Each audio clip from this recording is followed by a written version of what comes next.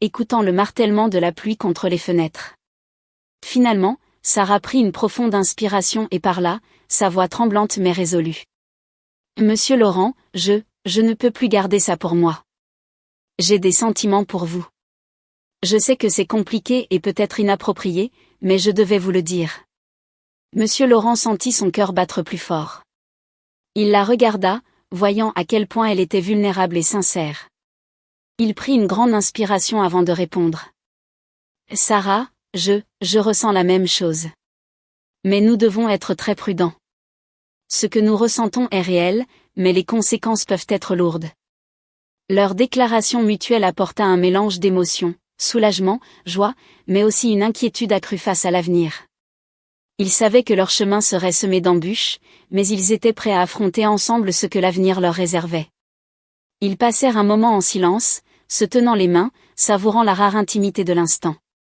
La pluie continuait de tomber, créant une ambiance feutrée qui semblait isoler leur monde du reste de la réalité. Avec les sentiments enfin exprimés, Monsieur Laurent et Sarah devaient prendre une décision cruciale. Ils passèrent des heures à discuter de leurs options, pesant les pour et les contre de chaque choix. Ils savaient que continuer leur relation en secret serait risqué, mais y renoncer semblait tout aussi impossible. Un week-end, ils décidèrent de se retrouver dans un café discret à l'extérieur de la ville pour discuter loin des regards curieux. Assis dans un coin tranquille, ils échangèrent des regards déterminés. « Nous ne pouvons pas continuer ainsi, dit Monsieur Laurent doucement. Nous devons soit nous battre pour notre amour ouvertement, soit y mettre fin pour protéger nos vies respectives. » Sarah hocha la tête, les yeux brillants de larmes contenues. « Je ne veux pas te perdre, mais je comprends les risques. Peut-être que nous devons prendre du recul et voir ce que l'avenir nous réserve. » Cette décision, bien que douloureuse, leur offrit un semblant de clarté.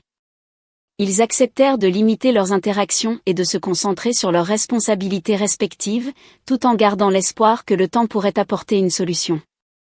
Les jours suivants furent marqués par une distance prudente, chaque interaction étant soigneusement mesurée. Ils se concentrèrent sur leurs tâches respectives, trouvant une certaine paix dans la routine quotidienne. Mais malgré la distance, l'intensité de leurs sentiments restait inchangée. Les semaines suivantes furent marquées par un mélange de distance prudente et de moments furtifs de connexion. Monsieur Laurent et Sarah restèrent professionnels en public, mais chaque regard échangé portait le poids de leurs sentiments non exprimés.